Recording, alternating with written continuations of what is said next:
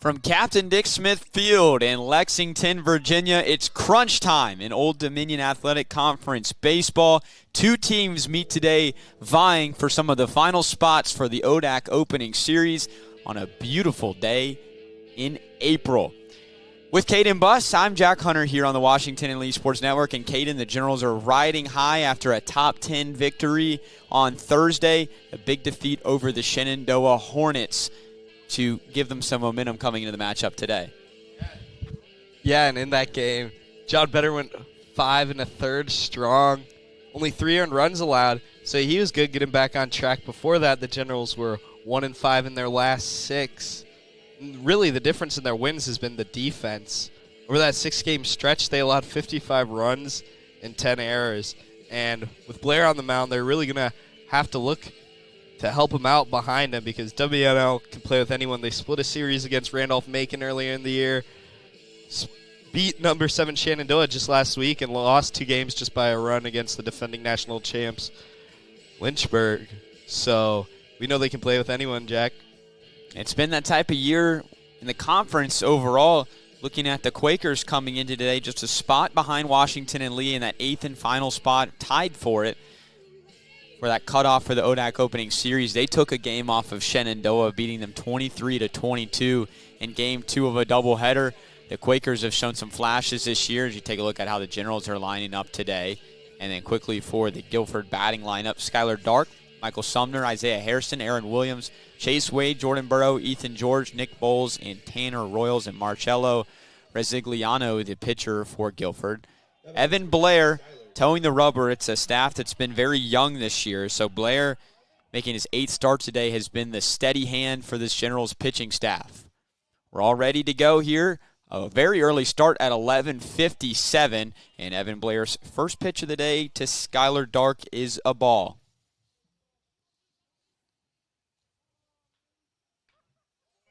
Dialed back to the screen. Our first pitch temperature is 50 degrees, a little chilly here today, but the sun is out. Blair pulls the string and gets Dark swinging for strike 2.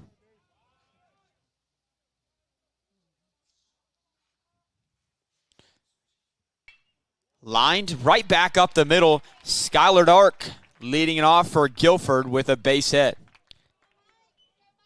Skylar Dark has been a really impressive player for Guilford this year. Just a freshman hitting .366 on the year, having perfect timing, hitting that right up the middle, and getting on base, getting Guilford off to a strong start. Dark is a freshman. That's his 32nd hit of the season. There's a few freshmen in this lineup that have really contributed for Zach Booker's club. Here's Michael Sumner. The senior takes strike 1 down the pipe. This Guilford team, they can hit. They're hitting .311 as a team in a year where the conference overall has seen an elevated offensive output, as Blair will check to first. Drew Larson will slap a late tag on Dark at first base. Guilford has 5 starters hitting over .350 on the year. Another pick. Larson will have to dig this one out. So for the Generals defensively once more, Cinders at third, Zuleta at short, Jackson at second, Drew Larson at first, and then Turner, Satterfield, and Ramsor from left to right in the outfield. With Evan Blair on the mound, Charneco behind the dish. Sumner skies it to center field. Mason Satterfield will take a few steps back with the wind blowing out, and he'll make the catch for the first out of the afternoon.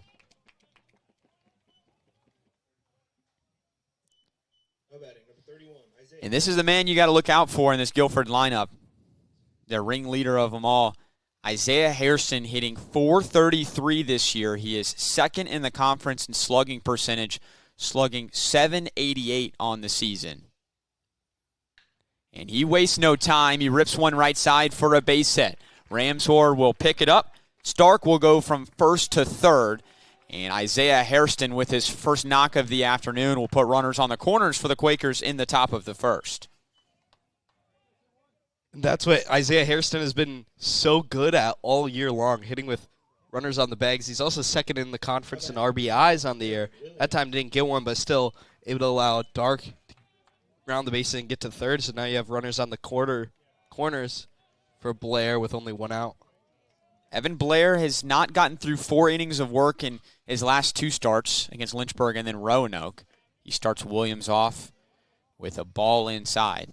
So he's looking to extend and get further into games, and a part of that is working some more methodical innings. He's been limited because of high pitch counts early. Williams hooks one foul into the Guilford bullpen.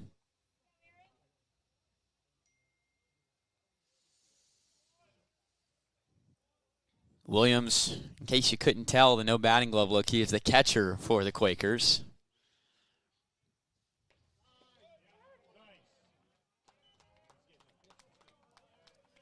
And now strike 2.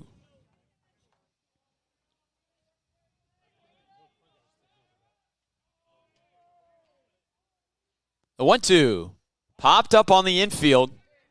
Jacob Jackson at second base calls it in the lip of the outfield grass. And he'll make a big second out. No advance from Dark at third. Yeah, and like you mentioned there, what a huge out for the Generals, especially for an infield pop fly like that, not allowing Dark to tag up and score. Now if you're Evan Blair, got a chance to get out of this inning despite getting hit off a little bit. Not out of the woods yet, but certainly a step closer. Here's Chase Wade. The first pitch to him is a ball that misses inside. Chase Wade was on the first team All-ODAC last year as a utility player, a noted two-way player for the Quakers. And he sees it upstairs. If Guilford's got a lead or is in the game late. We'll probably see this guy on the mound for now at the hot corner. And he takes strike one.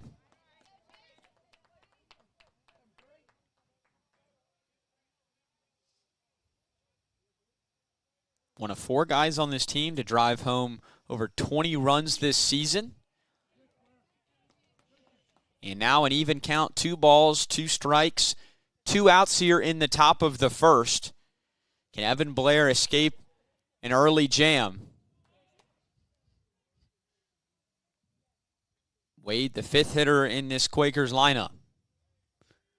The pitch, swing and a miss, strike 3. Evan Blair strands 2 runners on base. Guilford gets 2 hits in the inning, no runs and no errors. And at the end of 1/2 inning, it's the Quakers nothing in the Generals. Coming up next.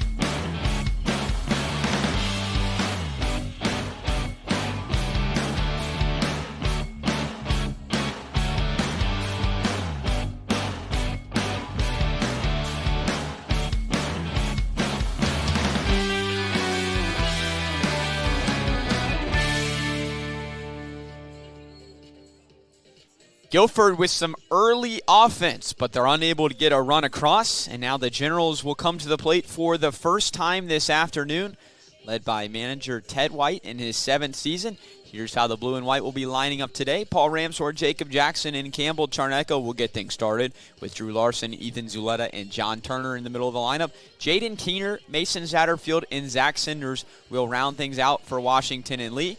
And for the Quakers today, pitching is Marcello Resigliano. The sophomore will be making his 7th start of the season today. He is 2-3 with a 6.01 ERA in just about 33 innings of work. The story for Resigliano this year has been inconsistency. Sometimes he's looked dominant, one of the conference's best pitchers, and other times he has been very ineffective. So we'll see what version of the sophomore we get today. Paul Ramsor in the left-handed batter's box is the first batter he'll face, and his first pitch is a ball. Something about Resigliano is that he can go long duration. He's just a sophomore, just a young guy for this Guilford team, kind of a theme for the Quakers. And he blows by Ramsor. As you mentioned, his first start of the year, he went 7 innings, only 2 earned runs versus Bob Jones. And then on March 16th, he threw 9 innings, gave up just 1 earned run against Shenandoah, who's a top 10 team in the country. At that time, they were the number 1 team in the country. So he's shown flashes. And then on the other side, he had an 11-run outing versus Virginia Wesleyan. And then last time against Hampton Sydney, he gave up 7 earned runs in just short of 5 innings. Misses high and wide here to even the count at 2 balls and 2 strikes to Paul Ramsor. Ramsor went 1 for 6, 2 RBIs in Thursday's win over Shenandoah. And he looks at a ball just low to run the count full. Zach Booker in the Quakers dugout wanted the call, unable to get it. Now the payoff pitch. Rolled over, foul right side, and we'll do it again. As we turn the calendar to April, it's officially appropriate to start scoreboard watching with the last month of the regular season and the ODAC playoff cut line starting to get a little bit more important. As Ramsor fouls it off left side out of play behind the Guilford dugout. As we mentioned, Guilford tied for 8th, which is the last spot to make the ODAC opening series coming into this contest. And the Generals at 6-8 in conference play. Just a smidge ahead of them in 7th. So obviously a crucial series here today in early April. And Ramsor goes down swinging, and Resigliano has his first strikeout victim of the day. Something looking at the ODEC is really any team can play with anyone. We've seen W&L beat Randolph-Macon, who's first in the conference, and also Shenandoah, who was number 7 at the time they beat them. Played a couple competitive games against Lynchburg, and Guilford was able to steal one from Shenandoah too. So really talented conference from top to bottom. Here's Jacob Jackson. He takes a tailing fastball that nicks the outside corner for strike 1. Jacob Jackson has been swinging a stick of dynamite for the Generals recently. And he laces one to short. The shortstop Sumner corrals it, and his throw is just in time for the second out. Hard hit ball there by Jacob Jackson, but Sumner able to get it off the one hop. His glove out and delivered a picture perfect throw over to first. Really can't draw it up much better than that if you're Guilford. 2 up, 2 down. Here's the Generals backstop Campbell Charnecko at the dish. The team's offensive leader in many categories, including batting average, RBIs. He's also hit 4 homers on the season.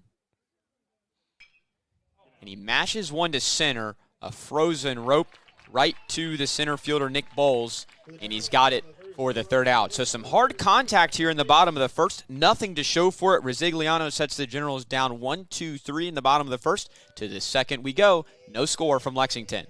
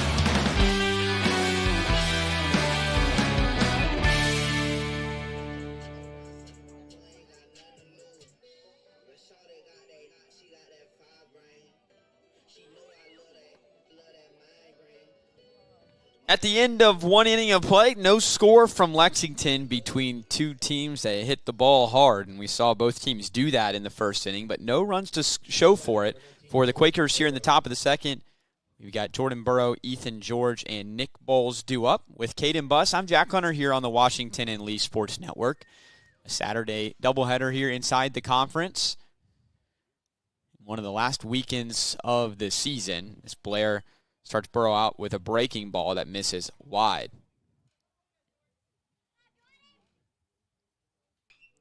Burrow pops it out of play. Now a 1-1 count to today's left fielder. Burrow hitting .310 on the season, but in limited action has only played 12 games this year as he takes one inside. Something Blair was able to do really well. He faced 5 batters, but only had 16 pitches, trying to keep that pitch count down so he can go further into games. Caught up quickly with Evan Blair before start today. He said he really wanted to focus on attacking early and then executing with 2 strikes. And he does so here. A backwards K will start the top of the second for the junior righty. Now batting, number 15, Ethan George.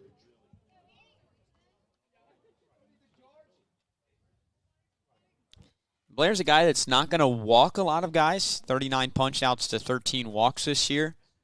But he can kind of get himself into some tangles in terms of pitch count-wise by just battling deep in at-bats and getting a lot of swing and miss stuff. As George fouls it back. Now 0 balls and 2 strikes to the second baseman. Georgia 1-for-4 day on Wednesday in Guilford's 10-8 win over Averett.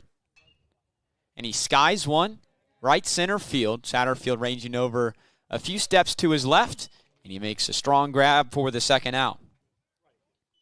Now batting, number 23, Nick Bowles. Blair's done just that, like you mentioned, able to get the punch out and then a sky ball to center field, so attacking early and getting outs early. Bowles squares bunt and then pulls it back as Blair yanks the fastball outside. Evan Blair in his junior season and is in his first year starting. As it's golfed to left field, John Turner comes in, gets his body under it, and secures the grab for out number 3. So a 1-2-3 economical top of the second for Evan Blair. We go to the bottom of the second inning with no score here in Lexington.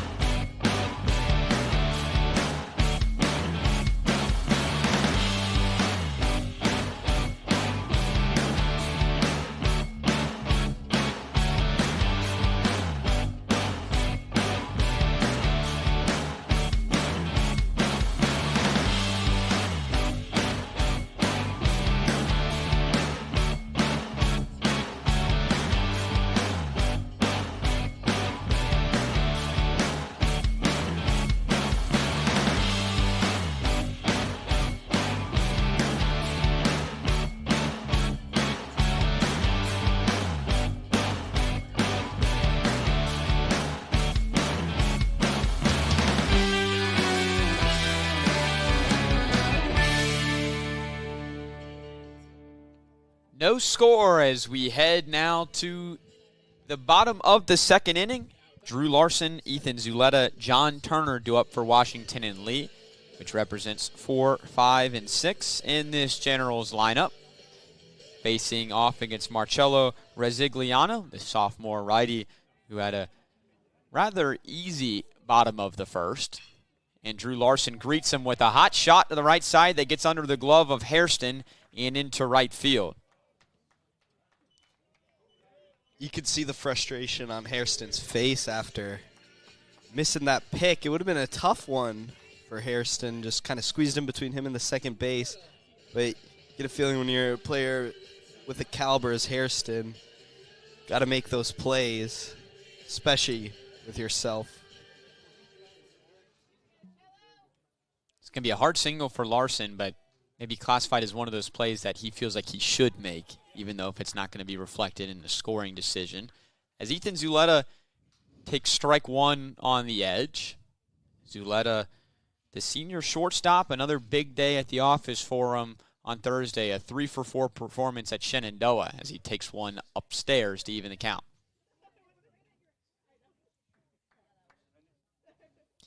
Ethan Zuleta in the midst of a 17-game hitting streak, one of the most remarkable stretches of hitting in recent Washington and Lee history.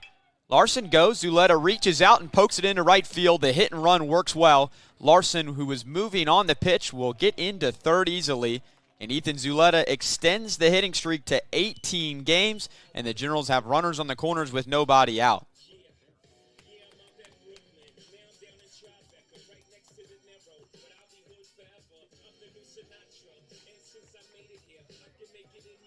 And here's John Turner, so finishing that note on Zuleta after starting 1 for 20 at the plate this season. He is now 33 for his last 68, which is just a tick shy of a 500 batting average over the last now 18 games.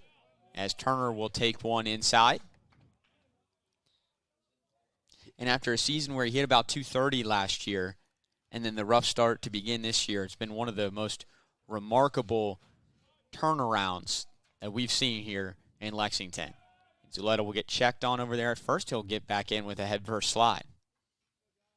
Yeah, and on that hit, Ethan Zuleta able to go oppo, just kind of stick the bat out there, poke it into right, with Larson going over to reach third. 1-0 to Turner. And Resigliano pulls the string on him, an early swing will even the count. And obviously that was a hit-and-run situation. You probably aren't sending Drew Larson on a straight steal, so the bat control from Zuleta there to stay back on it and poke it into right and serve the mission well. Zuleta goes, a fly ball to right. Larson back to tag at third. He will come in and score as Hairston will cut off the throw from Dark. The Generals strike first here in the bottom of the second inning off of a sac fly from John Turner. It's 1-0 Generals. I have a feeling if you're Ted White, that's something you'll take all day long to score. Drew Larson to score. The sacrifice fly to right. Just kind of how the Generals have wanted to execute all year. Really methodical. At times bunting and trying to get that man over to third to sacrifice fly, man. Here's the designated hitter, Jaden Keener. He takes a strike that caught the area of the outside corner. Zuleta still on first base. He did not advance.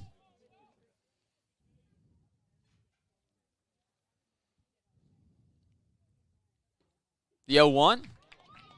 That catches a piece of the corner. Jaden Keener did not agree with it. A kid that's caught a lot for WNL, and now in his senior year, generally has a pretty good idea of the strike zone. A guy that will usually walk at a very impressive clip. He's going to protect the plate now with 2 strikes. An early go for Zuleta, and he's going to dive into second base safely as the throw from Hairston went into left field. So Zuleta got picked off, but then ended up leaving so early that he's able to get into second base. Yeah, and that's one of those moments where if you're Zuleta, you're just kind of thinking, oh, I got to go, get into second, slide head first, and all of a sudden a Guilford error pans out for you. But Jaden Keener has also struggled on the year at the plate, only hitting 148, but he walks a lot. Still has an on-base percentage over 300. So Zuleta's going to get credit for the steal, no error. He's moving here on the ground ball to short. That Sumner flicks across the diamond for the second out. So Keener, despite the ground ball to the left side, will get the runner Zuleta over to third. Now 2 outs for Mason Satterfield to try to extend the inning for Washington and Lee.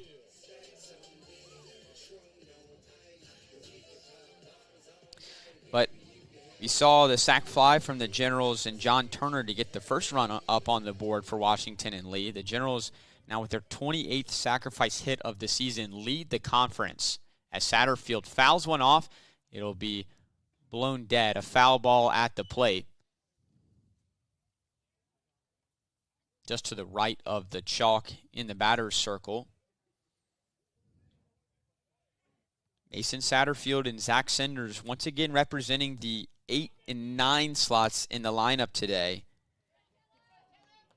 They had no hits between them versus Shenandoah, but great days at the plate as Satterfield takes one low and outside. So Mason had a sacrifice bunt and got hit by a pitch, trying to square around and bunt again. And then Zach Senders on deck walked 3 times and also had a sacrifice himself. Now 1 ball and 2 strikes to Mason Satterfield after swinging through the breaking ball. The Generals struck first, a sac fly from John Turner following 2 hits to lead off the inning by Larson and Zuleta respectively. And Satterfield will live to see another day.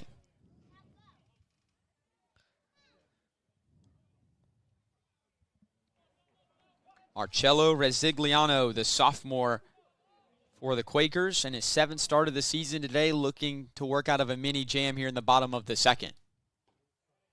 And he's now ran the count full to Satterfield.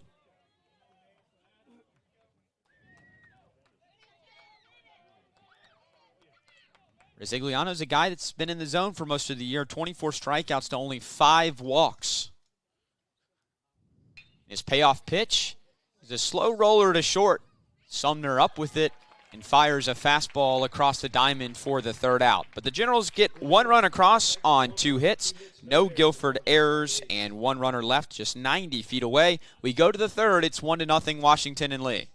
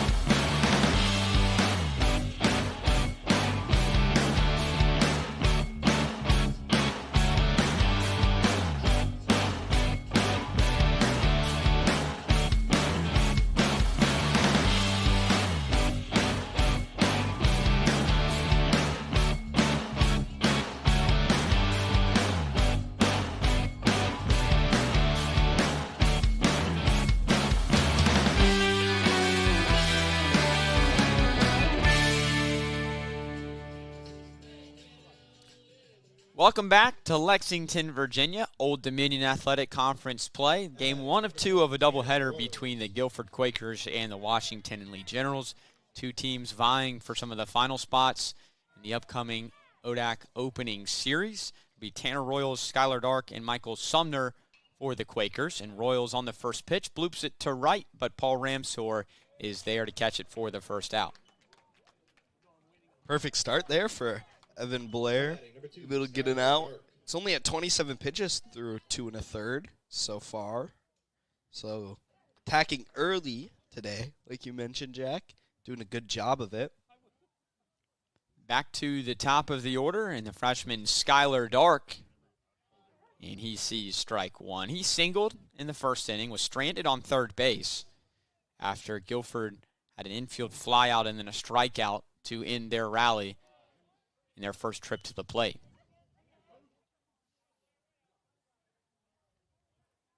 Guilford's 11-16 this year under third-year manager Zach Booker, as that pitch misses just low and inside.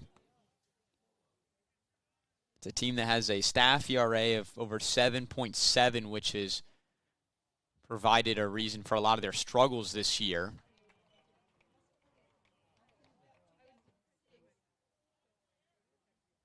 Now a 2-ball, 2-strike count, 1 out in the inning.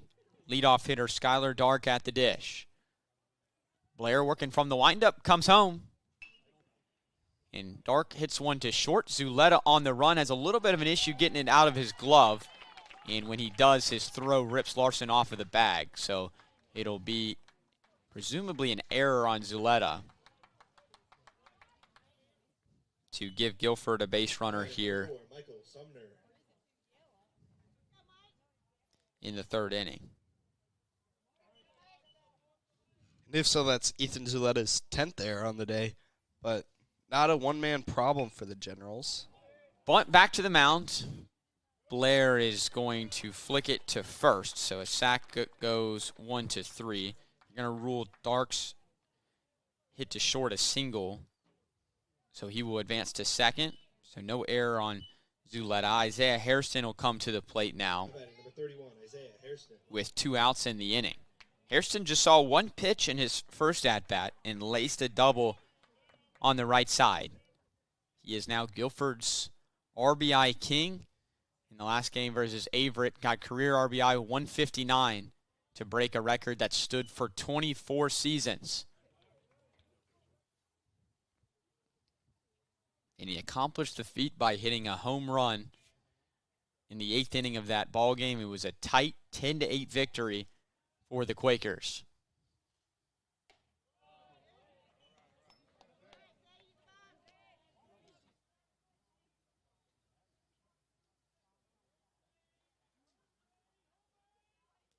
Hairston was on the first team All-ODAC last year.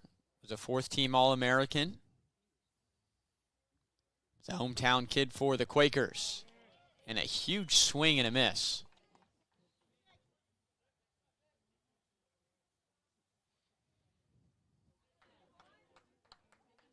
The Generals have a 1-0 lead, looking to hold it here in the top of the third.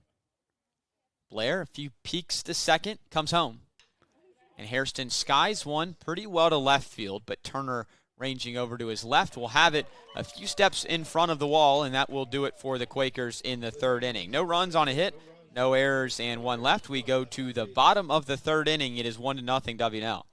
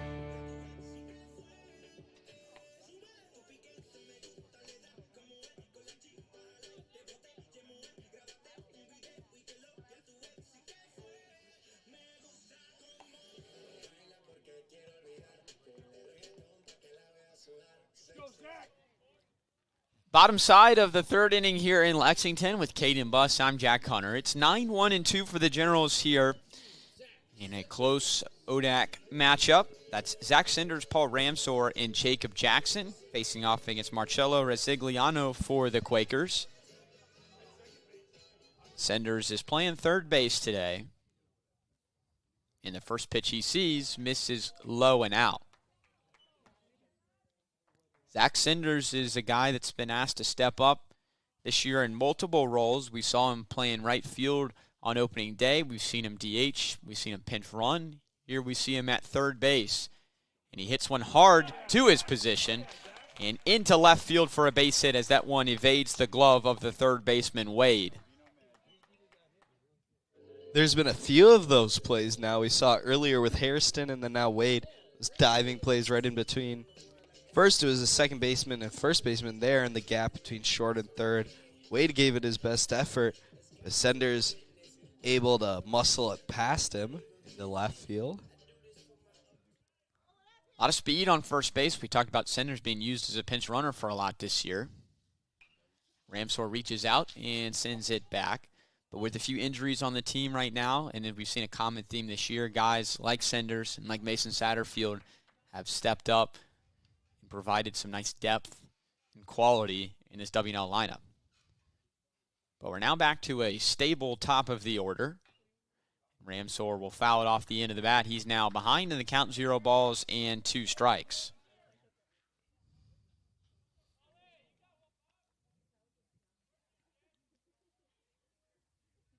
Resigliano is from Kernersville, North Carolina. Stands at 6'3". Made 11 starts last year for the Quakers that spanned over 62 innings.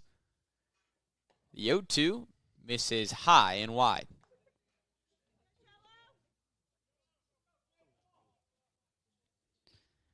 We're expecting to see Jacob Ray in Game 2 of this doubleheader. He shut the Generals down last year down in North Carolina. Ramsor rips one right side, a base hit. Everybody will go station to station. Sinders moves up to second. And for the second consecutive inning, the Generals have led off the frame with 2 singles.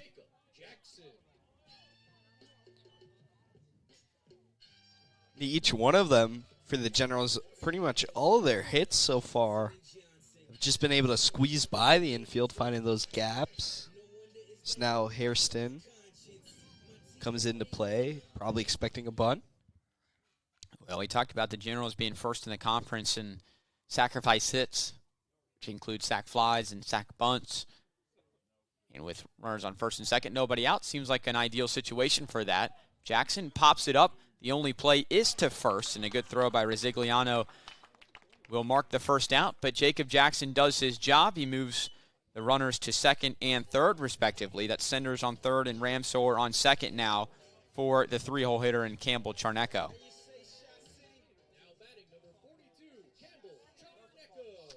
If you're the Generals, this is the guy you want up in this situation. No Nick Legis in the lineup today. Campbell Charneco is your premier hitter. Yeah, talk about some of those injuries the Generals have had. Nick Legis has not played in 2.5 weeks after a torrid start to the season. Charneco will take one inside here. That caused Ethan Zuleta to move back to shortstop, a position that he's played in the past, but it just kind of shrinks the depth a little bit that the Generals have had. Strike 2 here to Charneco, or strike 1, excuse me.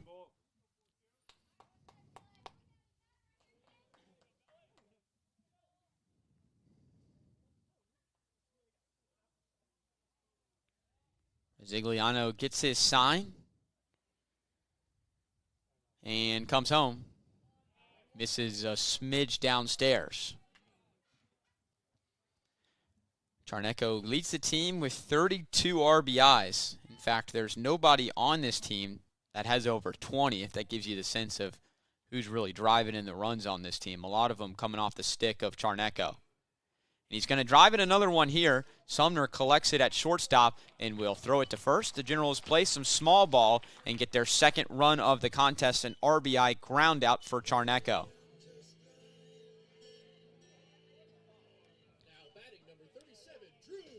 And for Ted White, that's really what the Generals have wanted to do. That's what they've done all year, is playing that small ball, like you mentioned. Most sack flies in the ODAC. Larson takes ball one outside, and especially a team that's second in the conference in ERA. One of two teams that have an ERA under 5. You can keep teams off the scoreboard and then, play some more low-scoring games. Those small ball scenarios really become more and more impactful. A big swing from Larson. He fouls it off of himself in the batter's circle. For Rosigliano, this is really what you get out of him. Someone who has a low pitch count, can go long durations, but at times struggles with batters hitting off him, I should say. Opponents hitting .379 off of him this season.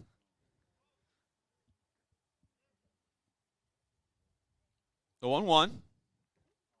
Swing and a miss. Larson went fishing for the breaking ball. Drew Larson came into this season with 0 career home runs and has hit and pulled 3 home runs this year, all on the road. So we still haven't seen one here at Captain Dick Smith Field. And he skies one left field. Burrow ranging over towards the foul line, and he'll catch it in fair territory for the third out.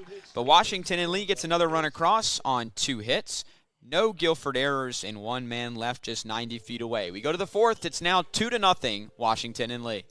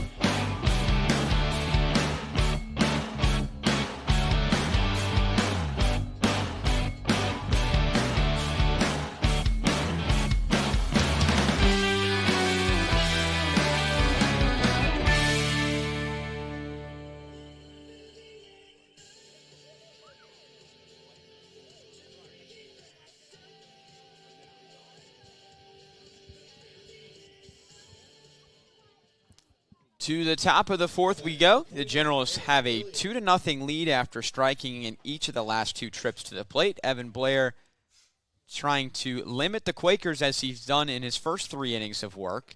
And he starts Aaron Williams, the cleanup hitter, off with a ball outside. It'll be Williams, Wade, and Burrow due up here. That's 4, 5, and 6 for the Guilford Quakers here in their 4th trip to the plate.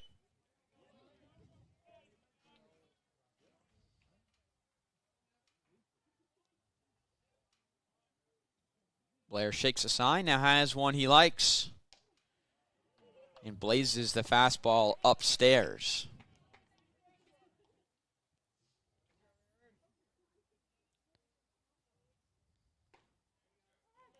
He now tries to dig himself out of a hole here on his 40th pitch of the afternoon, delivers a strike.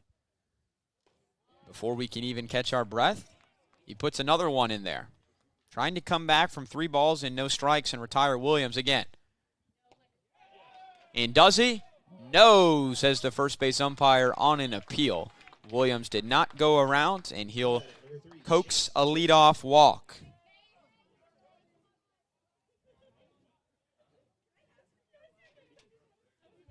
That'll bring up Chase Wade in the 5 hole. The third baseman struck out to end the Quaker threat in the top of the 1st inning. There were 2 runners on base, 1 in scoring position when he struck out. Runner goes, first pitch, ground ball past the dive of Cinders at third and into left field. Williams was moving on the pitch, but the ball was scalded to the left side, so he'll only be able to move up 90 feet. But the Quakers, with 2 runners on and nobody out here in the 4th. Number 19, Jordan Burrow. And just the start, if you want, to the inning for the Quakers, getting 2 men on with Burrow coming up to bat. Burrow, another good hitter, a rather small sample size. With only 11 games started this year, but hitting over 300. He squares around to show bunt. And he pulls it back, but takes strike one on the outside corner. So we saw the Generals do something very similar last inning, and it worked out. The Generals were able to move the runners to second and third and then manufacture a run. A very early square for Burrow, gets in the front of the box, but he pulls this one back as he sees some chin music here. So Aaron Williams is on second base. Chase Wade is on first. Zach Booker's ball club trying to manufacture some runs here. But Burrow pulls back a strike. It looked like maybe a good pitch to try to bunt.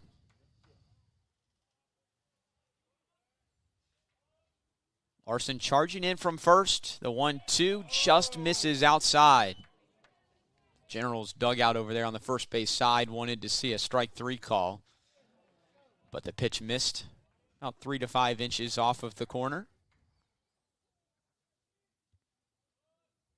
The 2-2. Burrow gets the bunt down. It dies in front of the mound, and Blair is not going to have a play.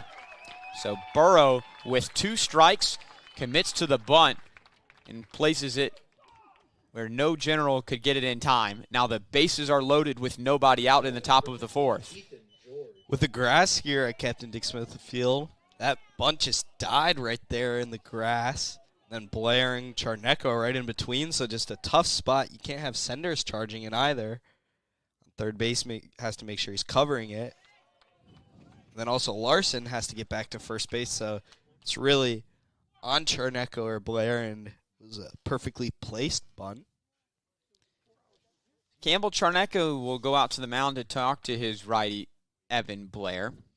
We usually see Ted White, the head coach and also the pitching coach for this team, let his starters really kind of work themselves out of their own problems, so nobody warming up in the Generals bullpen right now.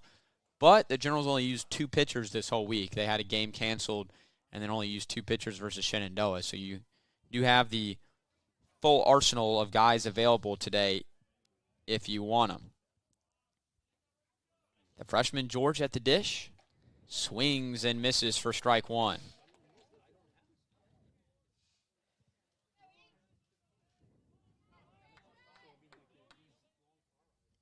The 1-1. Golfed right field. Ramsor charging in. Williams, the catcher at third, is going to tag. The throw from Zuleta is into third base after he cuts it off. Wade will advance to third safely. Williams will score. A sac fly from Ethan George, and the Quakers are on the board for the first time today. It is now 2-1. Small ball really working out for both teams. To scratch some runs across, and if you're Guilford, you just want to stay right in this game as Blair still pitching. If you stay with it, the Generals do have a strong bullpen, but Evan Blair is such a superb starter. Just want to make sure you get through his innings still in the game right around. First pitch misses here to Nick Bowles, the center fielder. He's a senior from Madison, North Carolina. He flew out to left field in his first at-bat.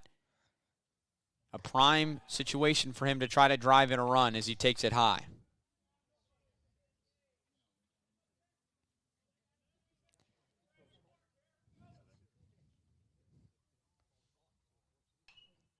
Fly ball. That'll go near our press box and clank off of the asphalt outside of this building. 2 balls and a strike.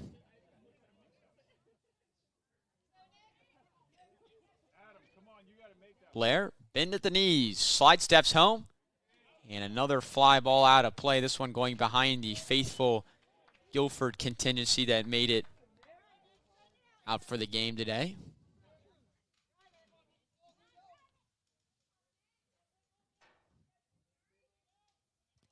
Now a 2-strike count for Blair. Can he work himself out of this? Strike 3 called on the corner. 2 outs in the inning. Now batting, number 20, Tanner Royals. Saw a little bit of deja vu from the first inning. The Quakers had runners on first and third with 1 out, and Blair got himself a pop fly to get the second out without a run scoring. If history really repeats itself, Blair can get out of the inning here. First pitch strike to Tanner Royals in the 9-hole. Royals, one of 3 freshmen in this lineup. All of them have really made an impact on this Guilford team. And a little excuse me swing out of play. 0 balls and 2 strikes. Blair 1 pitch away from escaping the inning with the lead.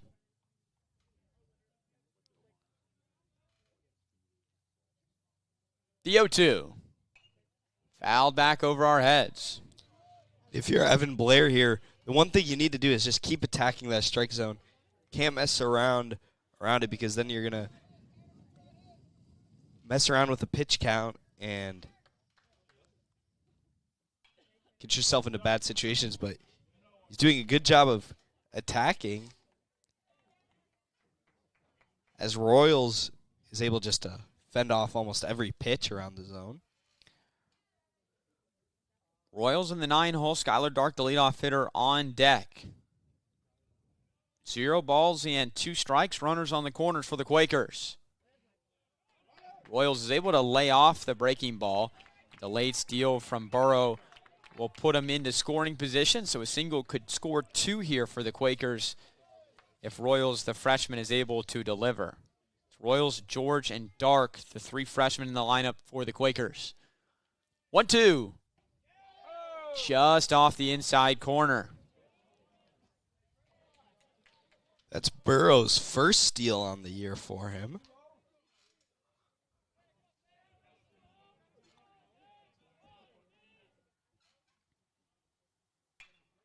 Hit well to left field.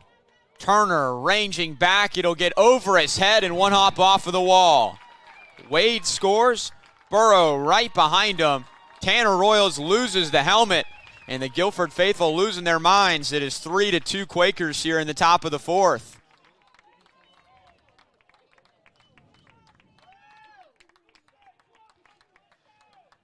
Royals able to square up to that ball, punch it into the gap with good power, just short of a home run. Maybe without that wind blowing in towards the plate and third base, that would have been gone. But a really well-hit ball from Royals to scratch 2 runs across the plate for Guilford. First pitch strike to Dark. Royals coming into today was only 4 for 13 in his young college career. Tarnecko's able to pull that pitch back to get a nice strike call. That was his first extra base hit of his career, and career RBIs 5 and 6 for the North Carolina native. Dark will reach out, and a little excuse me swing will keep him alive here.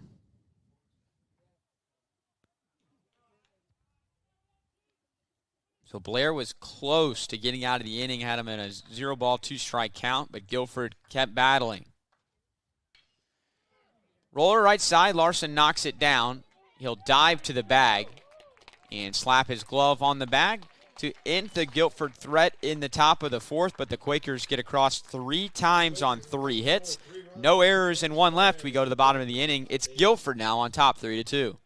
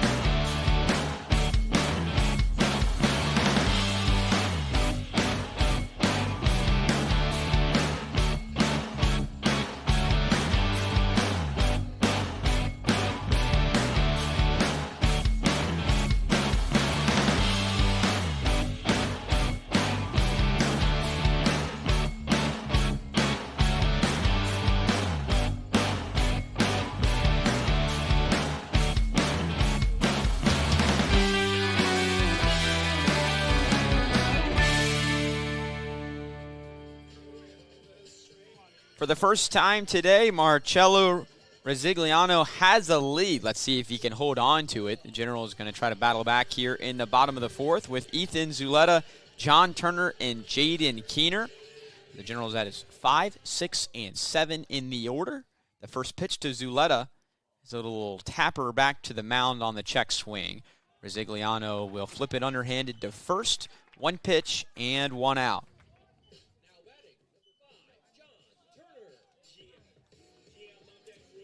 Here's John Turner with 1 out in the inning. Turner, the sophomore from Marietta, Georgia.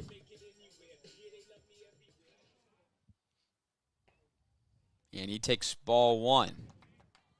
Turner has been a pleasant surprise for this Generals team that needed some outfielders to step up after Zach Perkins and Mitchell Salvino graduated.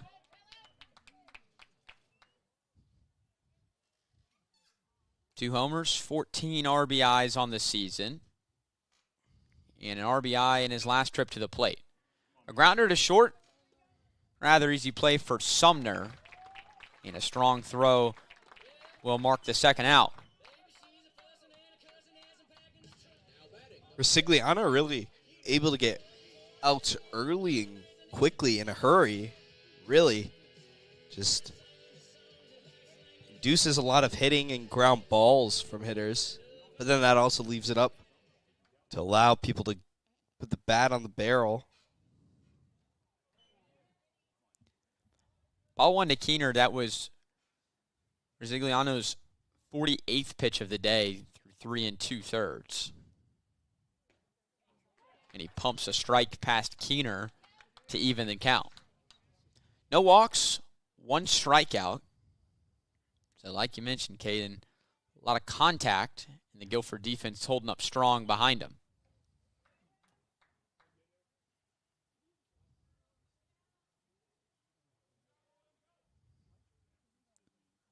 Mostly ground balls has been how Resigliano has recorded his outs. Now 2 balls and 2 strikes.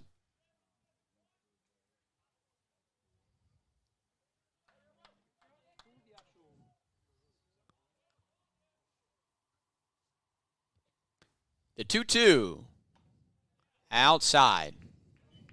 But on that note, 7 out of Resigliano's 11 outs have been recorded on the ground. He's got that 1 strikeout and then 3 balls that are outs in the air.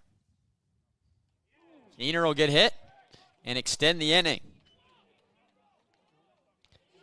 It's the first time we've seen Resigliano struggle with control there. Has no walks on the day, except with the hit by pitch there.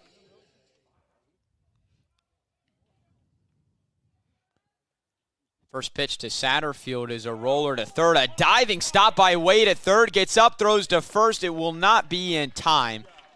What a play by Chase Wade just to stop the ball from going into left field. But Satterfield's speed beats it out, and the Generals now have 2 runners on. And a huge play there by Wade just to get in front of it, probably saving Keener from trying to get into third or at least having the opportunity. And even almost able to get Satterfield, who possesses speed, out at first. So Jonathan French is going to come into the game and pinch run for Jaden Keener at second. Satterfield thought he was being taken off at first, but Satterfield's in to stay at center field. Jonathan French will slide into the DH spot. One of the fastest guys on this team and the leading base stealer will now be in that DH spot and will run here in scoring position. An early move here in the bottom of the fourth, but Ted White, sensing how close this game is going to be, is not going to mess around here. And a big cut and a miss for Senders on the first pitch of his second at-bat. And what Jonathan French gives you on second is just lightning in a bottle. Able to really do what he wants on the base path. Senders will look at a breaking ball in the outside corner for strike 2. A hard hit single on the left side was his first trip to the plate. 3 walks versus Shenandoah on Thursday. The 0-2. The appeal to first on the check swing, no swing. The catcher, Aaron Williams, wanted it out somewhere, whether it was a called strike 3 or a appeal to first. He thought that should have been strike 3. But still an advantageous count for the Quakers. 1 ball and 2 strikes to the Generals' 9-hole hitter.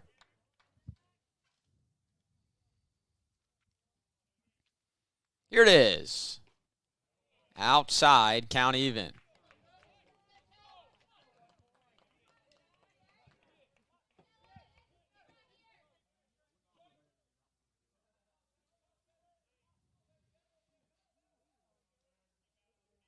Resigliano set just above the belt and fires.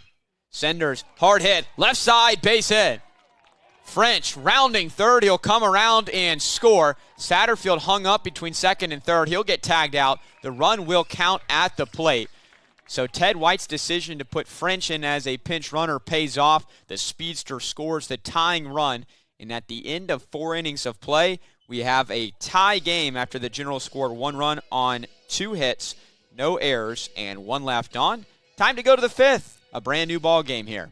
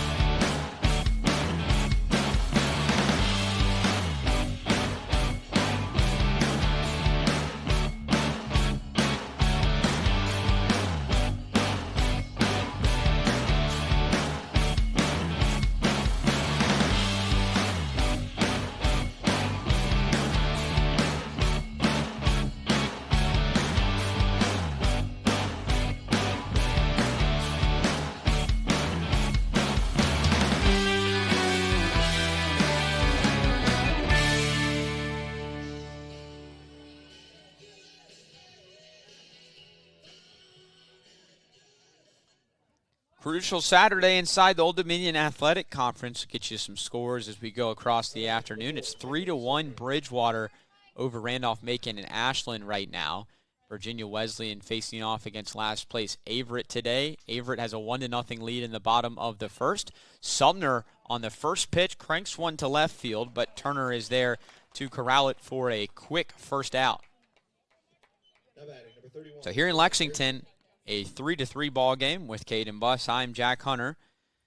Guilford scored 3 in their last trip to the plate in the top of the 4th, but then the Generals were able to get one back to tie this game. Here is Isaiah Hairston. The lefty stands in and is early on a fastball.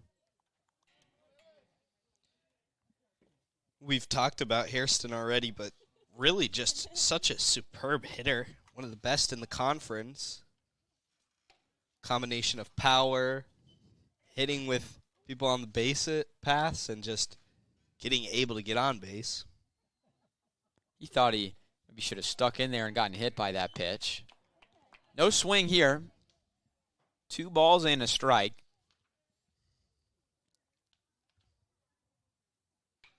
And he cranks one high, deep, and foul right side. So 2 years ago, Guilford was here in a doubleheader.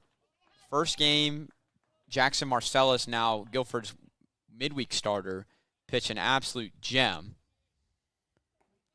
as Blair misses. Second game, Thomas Howard sets the single-game strikeout record for W&L, 17 punch-outs against the Quakers. In that doubleheader, Isaiah Hairston hit a ball that probably still hasn't landed over the right field fence. But here, though, a ground ball on the infield. Jackson's throw is in time for out number 2. Now batting, number 21, Aaron Williams.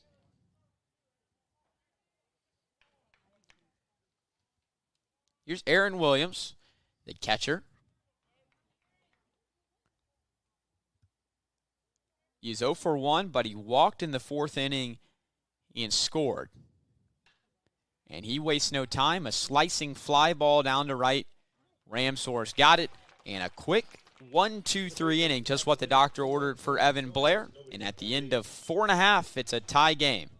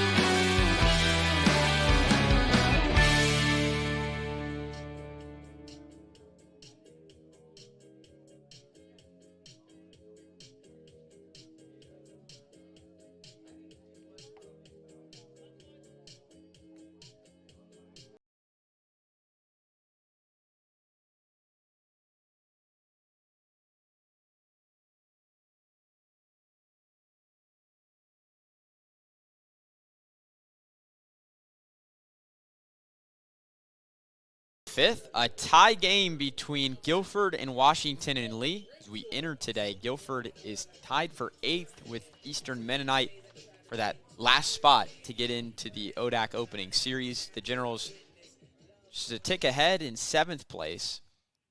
So whatever happens today could go a long way, either in the worst or the best way for both of these teams. Top of the order for the Generals here in the bottom of the 5th. That's Ramsor, Jackson, and Charneco after the Generals got a run last inning, and Ramsor sees it outside. He's got a 2-0 hitters count. In each of the last 3 trips to the plate, the Generals have scored a run on 2 hits. Combined together, that's 3 runs on 6 hits. That's where they stand in today's game, as Ramsor sees a strike, as the pitcher Marcello Resigliano, the sophomore, trying to work his way back in the count. The second-year starter twirls to the plate and misses. 3 balls and a strike to the sophomore Paul Ramsor, who is 1 for 2 on the day.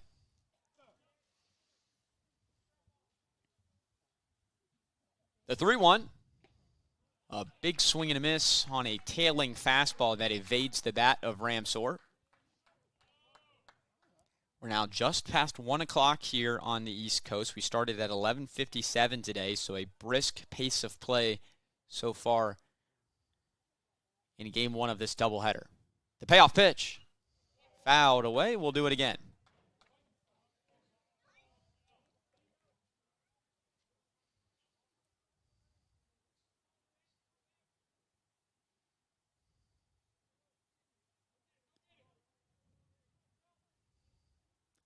Here it is. Low ball 4, and Paul Ramsor will reach base to begin the Generals' side of the 5th.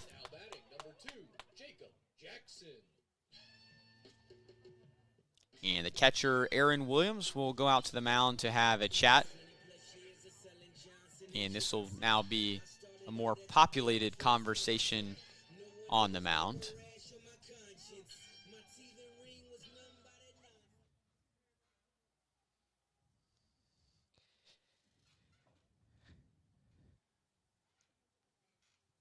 Resigliano has really given what you would expect out of him today.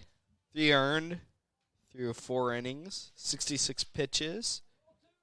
Really a solid outing for him so far.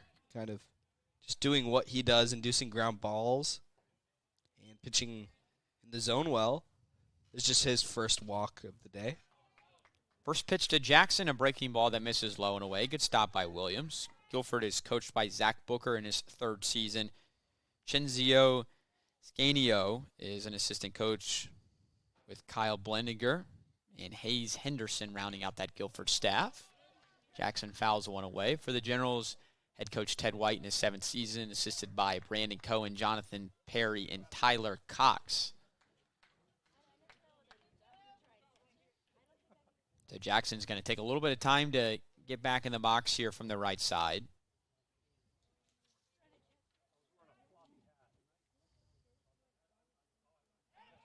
First to pick off back to first, Paul Ramsor back in safely.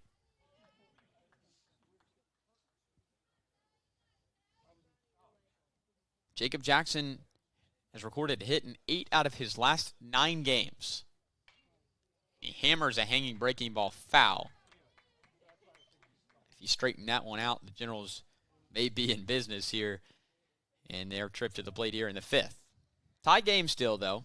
The runner on first is Paul Ramsor after a walk in the plate appearance prior to this one. Yeah, and if you're a Sigliano, that's the last thing you want to do is leave a breaking ball over the plate like that.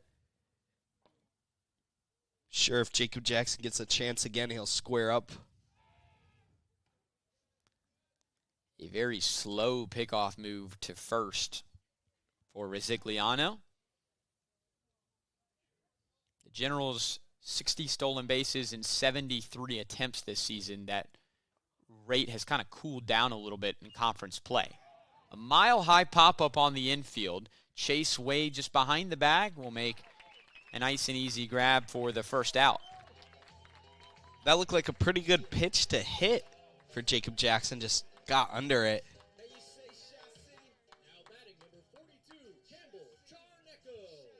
Here's Campbell Charneco, the catcher. He had a nice productive trip to the plate in the 3rd. A ground ball that scored Zach Senders.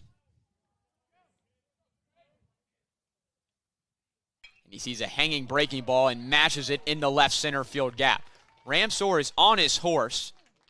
He'll get to 3rd. A big turnaround first for Charneco. He'll scamper back easily. Now runners on the corners after the long single from Campbell Charneco.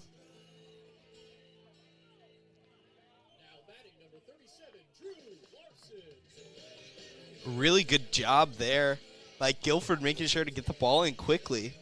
It looked like Senders might have had a chance to get a hustle double, but content with the single, especially when you have Ramsor over at 3rd with just an out. So after the single from Campbell Charneco, he's at first. Paul Ramsor is at 3rd base, and here is Drew Larson. First pitch to him misses downstairs.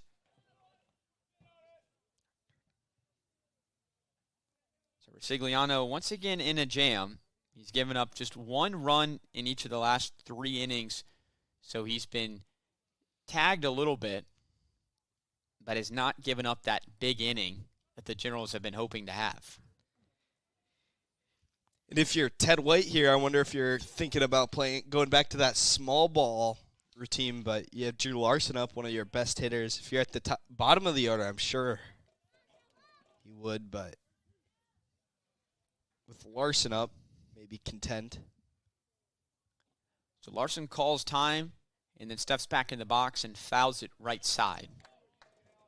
It seems kind of ironic with the new pitch clock rules that they're trying to limit the amount of times you can call time so they can move the game along faster. But then when you call time, they take out the pocketbook and start scribbling stuff in there. Runner goes, pitch is hit right back to short. A step on the bag and a throw to first by Sumner. And the Quakers are out of the inning through the delight of the many who have made the trip up here today. At the end of 5 innings, a tie game as the Generals get no runs on a hit, no errors, and 1 left to the 6th. 3-3 ball game.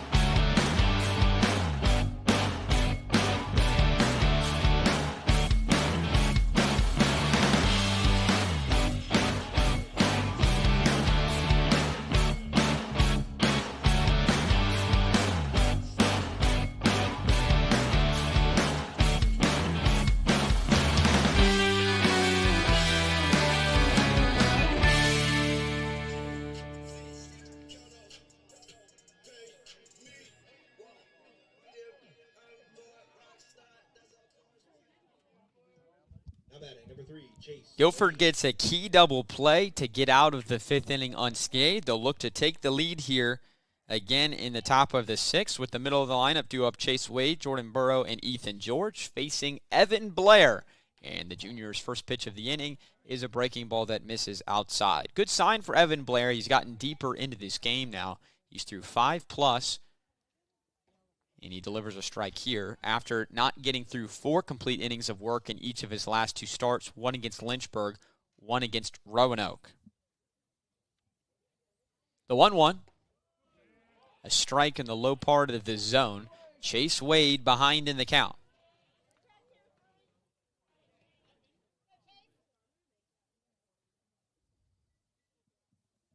The 1-2, Wade reaches out and pokes it foul. We talked about the youth that has really helped this Guilford team. They do have a lot of experience. Wade, one of those guys that has experience and has experience being on an all-conference team. So a nice blend of experience and youth for this Quaker team. High ball 2. Wade is 1 for 2, singled and scored in the 4th inning. 2-2, slow roller. This is going to be a tough play for Senders. A strike to first that goes off of the glove of Larson, who was stretching to try to get it in time. So Wade will reach to begin Guilford's side of the 6th inning. A really nice play there by Zach Senders over at third base, able to just charge that ball, barehanded, get it up, and throw a strike over to Larson, and that's not something you see from Drew Larson much. So it'll be an infield single, officially scored for Wade. Seemingly kind of an interesting play for Senders. He was not acting very urgent, and then you kind of saw why. As the runner goes here, Wade down to second. Zuletta's tag in time. He's wiped out. Huge throw there from Campbell Charnecko. Put it right on the money for Zuletta to tag him out. Catching a stealer. Now essentially wiping that infield single. So our discussion about that doesn't really matter now that he's thrown out, but I thought it was interesting how nonchalant he was, and then you understand why when he throws a 100-mile-an-hour fastball across the diamond. Pitch goes high to Burrow, who is also 1 for 2 in this 2-1 count here. Skies one high. Back towards the backstop. Charnecko has it. Buzzing the net as he catches it for the second out. Can hear the crowd going wild right in front of us, Jack, with Campbell Charnecko's hustle there. Really being the man of this inning. Putting a throw on the money to catch a Guilford runner and then hustling to catch a fly ball right in front of the net. 2 incredible plays. Charnecko just threw out his 10th base runner of the season. He's throwing out about a third of the runners that try to steal on him, which is a career number for Charnecko. And then he got kind of cut off for those at home by his last catch. But what a difficult play that he made look rather easy. Right against the bricks, making a nice grab. 0-2 misses low to Ethan George, the freshman. A sac fly for him last time that drove in a run.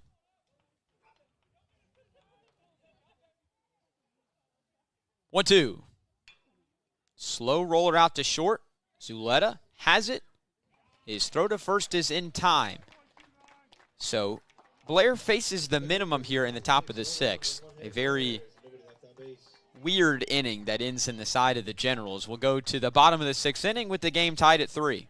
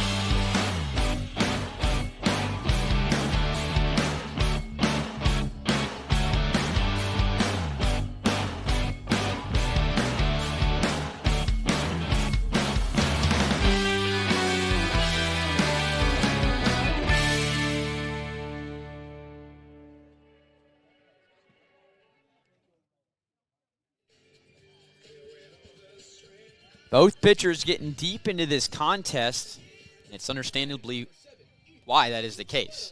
A 3-3 ball game as we go to the bottom of the 6th inning. It's Zuleta Turner and Jonathan French scheduled for the Washington and Lee Generals here. Marcello Resigliano is through 5 innings. The Generals were held off the board in the bottom of the 5th after some success prior, giving him some momentum to go back out there. First pitch breaking ball misses to Zuleta. The defense behind both pitchers, too, has held up pretty nicely. A few bang-bang plays. Zuleta getting the steal and then a couple late throws that were scored as infield singles. So the defense holding up really strong for Guilford and WNL today. A ball from Resigliano, and as we mentioned at the beginning of his start, there's been really good and really bad, not much in between. He's been really solid today to this point. Delivers a fastball for a strike. And, if you're a young pitcher, that's understandably you're probably going to be a little bit more shaky, have some good starts, and then not be able to continue that consistency. Zuleta's going to have to stay back here. A strike just on the outside corner at about the knees. Now, as a sophomore coming in last year, he's really been kind of that pitcher for Guilford ever since he arrived.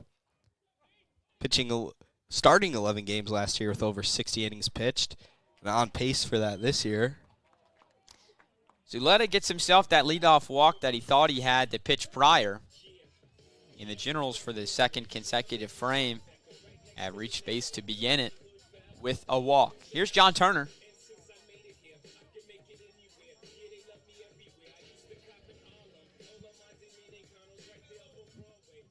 Turner getting his sign from the hitting coach and third base coach Brandon Cohen down there in the third base coach's box. He shows bunt, pops it right back to the netting.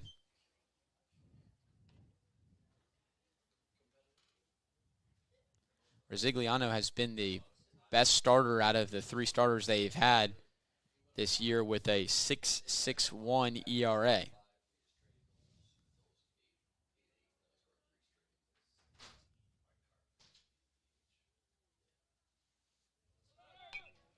Little hit and run that Turner just has to get a piece of. He was very late on it, but a defensive swing to make sure that Zuleta wasn't hosed at second.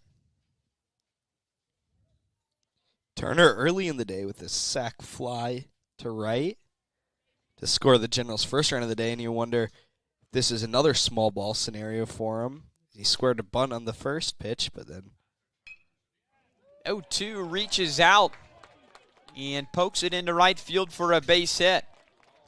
Not too pretty, but it gets the job done. Now the Generals have runners on first and second with nobody gone. That really just was like a push hit there from Turner. Able to push the ball into right. Not a real hard hit ball either. Just kind of squirts in between the first and second baseman. But whatever will get the job done for Turner, I'm sure he'll take it.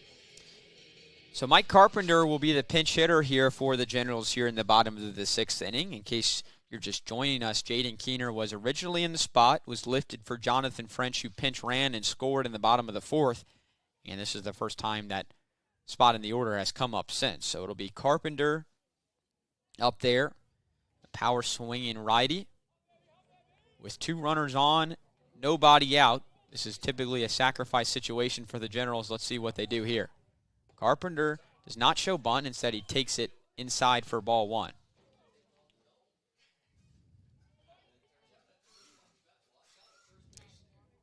Resigliano, as we mentioned, made 11 starts last year. He made 12 appearances. His only bullpen outing was against the Generals last year on March 4th.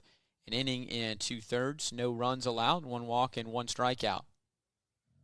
The sophomore comes home, and a big swing and a foul tip from Carpenter.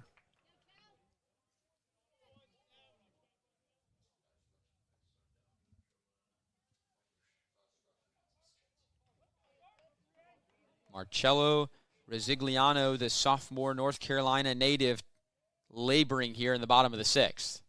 And Carpenter lashes it foul. Now behind in the count, 1 ball and 2 strikes. Satterfield on deck. Cinders in the hole for Ted White's ball club. In game one of a doubleheader today. It's been back and forth. The Generals struck first. Guilford retook the lead. The Generals tied it, and that's where we are. The 1-2. Carpenter reaches out, just gets a piece of it, sends it to third. Wade's throw across the diamond, and Hairston can't dig it. Bases loaded, nobody out.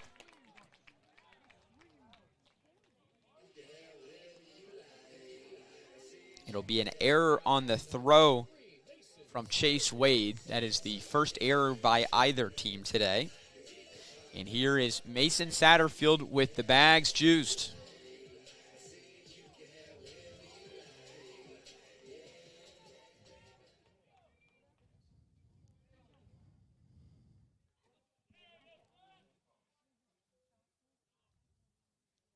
First pitch to him, outside. You wonder what kind of hitting approach Satterfield's going to have here. Assume he's going up to hit. We've seen him bunt with the bases loaded before, but he's been swinging pretty well at the plate. He sends one here to center field. Bowles going over. He's got it for the first out. Zuletta's going to tag and score rather easily. The Generals retake the lead. It is now 4-3 off the sac fly for Mason Satterfield. Now batting number 14, Zach Senders. Let's go, Zach! You load the bases here with nobody out. You'd like to get probably more than one run up on the board. And here is Zach Senders to try to accomplish that goal. Senders, a perfect 2 for 2 on the day.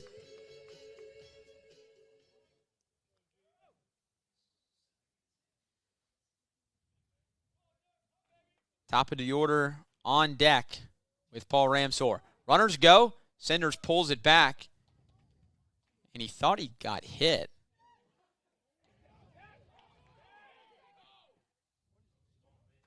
Chaos on the bases.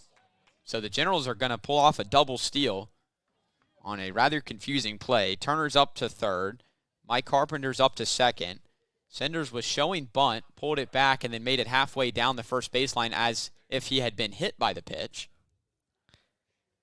Didn't look like Senders got hit, but just a good pitch there for the Generals to steal on. So the Guilford infield is playing in here in a 4-3 ball game. Ted White is going to have a conversation with Zach Senders just outside of your view there at home. Whatever he's telling him to do, you'd like him to try to at least get one run home here and extend the lead.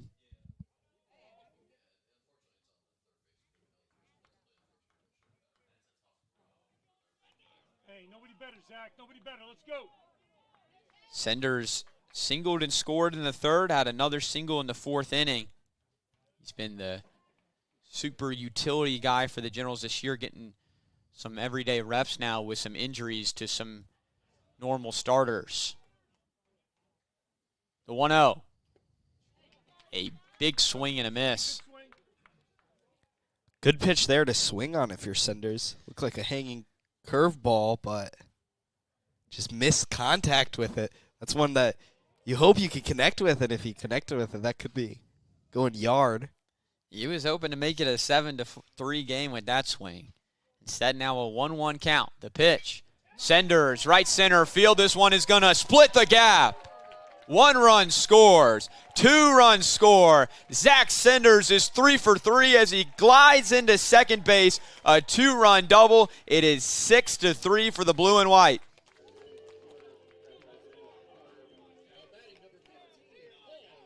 Zach Senders, after struggling all year, just hitting above 100 on the year. Going 3 for 3 today. And after missing that curveball on the previous pitch, able to square that one, poke it into the right center gap, score 2, giving the Generals a 3-run lead. And that will be the last pitch that Marcello Rosigliano throws. Probably a sour taste in his mouth after a solid outing turned not so good with Zach Cinder splitting the right center field gap there. A pitching change for Zach Booker and the Quakers. We'll step aside and tell you about the new freshman pitcher coming up for the Quakers on the other side of this break.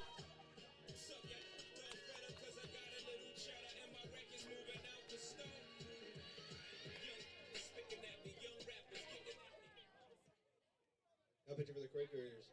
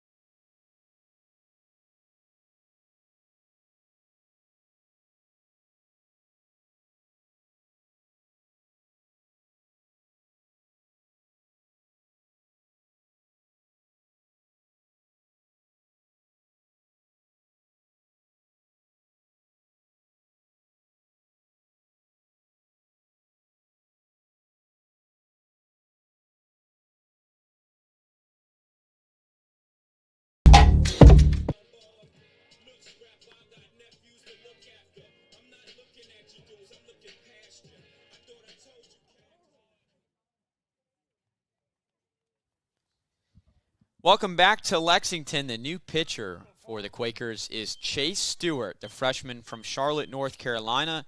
Has been a reliable relief option for Zach Booker, and he comes in a pivotal spot. The Quakers just looking to hold the damage here after the Generals have put up a crooked number 3 in the bottom of the 6th inning. Cinder's being raced back to the second base bag. First pitch is a breaking ball strike to Paul Ramsor. Chase Stewart has been Guilford's best option to go to as a freshman. Best ERA on the team, 2.45, but 2-5 on the year in games he's appeared in.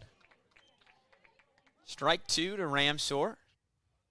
Not a big stature. He's 5'8", 178 pounds. Last pitched in a Wednesday win over Averett. 2 innings, 3 hits, 1 earned run, 1 walk, and 1 punch out. Ramsor will sky it out of play. The wind's starting to pick up a little bit. Just saw the hat of Michael Sumner fly off when he just gave that ball a look. Stewart's one of those guys that's not going to really throw gas through the middle and strike you out. He's got 4 strikeouts through 14 2/3 innings. But kind of similar to Resigliano, he'll induce a lot of ground balls, get outs for you. Fly ball out of play for Ramsor, who's fighting here to stay alive. And we talked about this Guilford team, one of the bottom teams in the league in terms of earned run average, a staff ERA just shy of 8. So no matter if you're a freshman or a graduate student, if you can come in and get some outs, you'll probably be a pretty reliable option. And Stewart has established himself as just that. Ramsor sends a fly ball, shallow left. Burrow can't bunder it with the wind, playing some games with it. He'll grab it for the second out.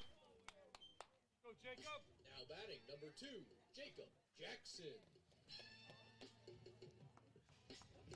Here's Jacob Jackson looking to keep the inning alive for Washington and Lee. As it stands right now, Evan Blair would be in line for the win if the Generals are able to hold this lead for the duration of the contest.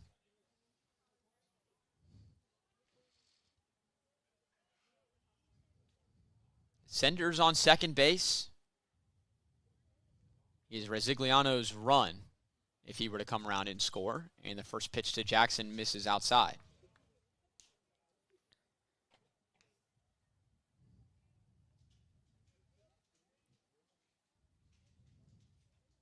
Brody Pasica starting to pace around in the Generals bullpen. Jackson sends one off the end of the bat. Burrow will collect it for out number 3, but a crooked number for Washington and Lee. They get 3 runs across on 2 hits, 1 Guilford error, and 1 man left. We go to the 7th inning. It is 6-3, Washington and Lee.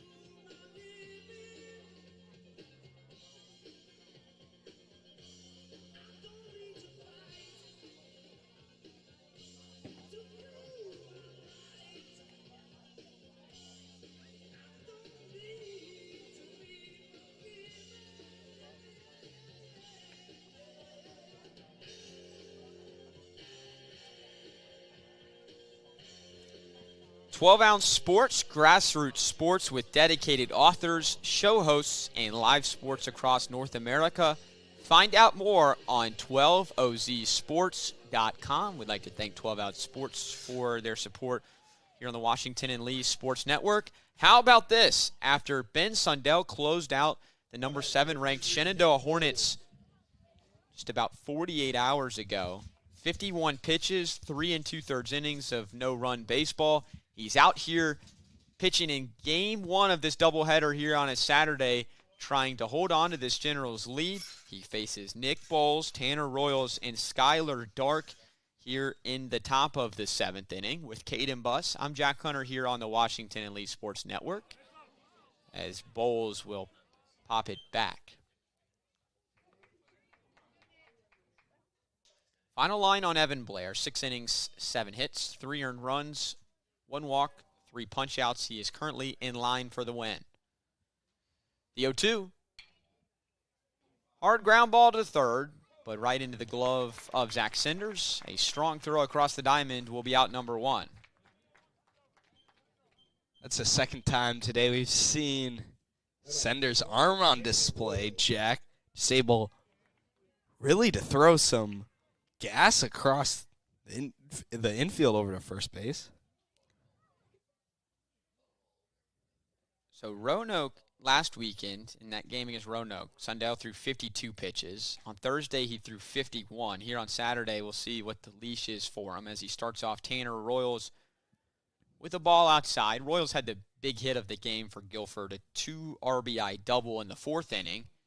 He sends a hard ground ball that Zuleta stabs with the backhand, and a strong throw to first is the second out. So rather efficient start to Ben Sundell's outing here.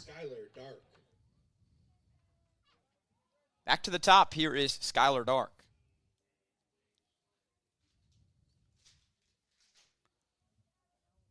Sundell has really emerged as a top relief option for the Generals this year. A 1.27 ERA in north of 20 innings of work.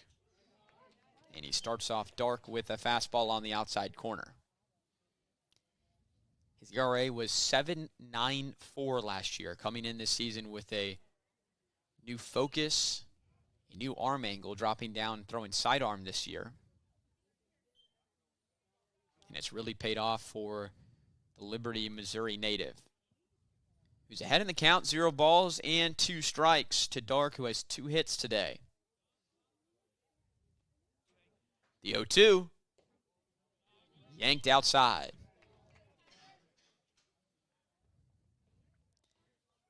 You like to go 1, 2, 3 inning if you're Sundell right here. You got Sumner and Hairston, the two most dangerous hitters, coming up next. Slow roller to short. Zuleta on the run, strong throw, and a 1-2-3 inning for Ben Sundell, greatly aided by the left side of the infield. It's time to stretch things out here at Captain Dick Smith Field with Washington and Lee looking to stretch their lead on the other side of this break.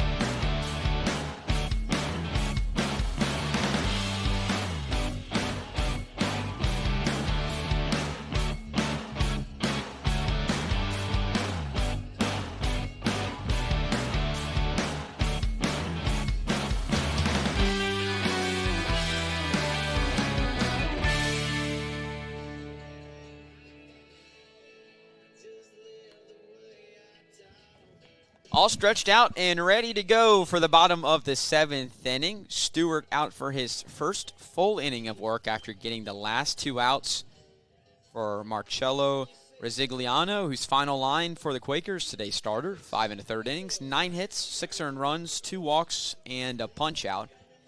And now the rookie right-hander on the mound right there, Chase Stewart, facing the meat of this Generals order. First pitch to the 3-hole hitter, Charneco, inside, ball 1.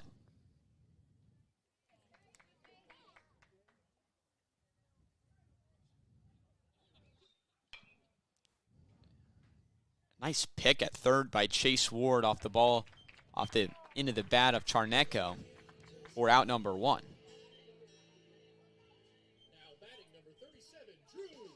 Really nice pick over there on third, like you said, Jack. But how about Chase Stewart early today? Already pitched, got 3 outs, just 8 pitches. So really providing good relief innings. Ball 1 low to Larson.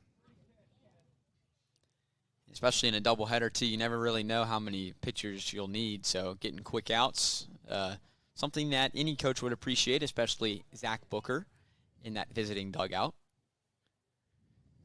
A 2-0 count to Drew Larson.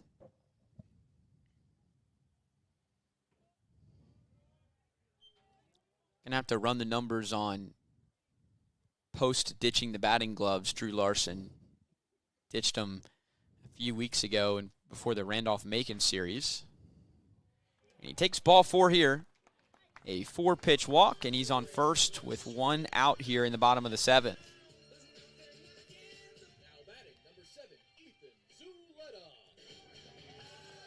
Without the batting gloves, pitcher's not even wanting to pitch in the zone to Drew Larson.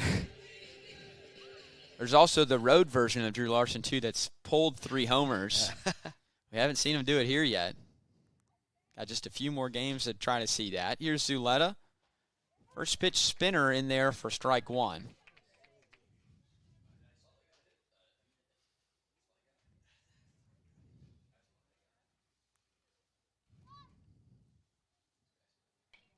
Zuleta pops one up right side behind the Generals indoor facility that's attached to their dugout on the first base side.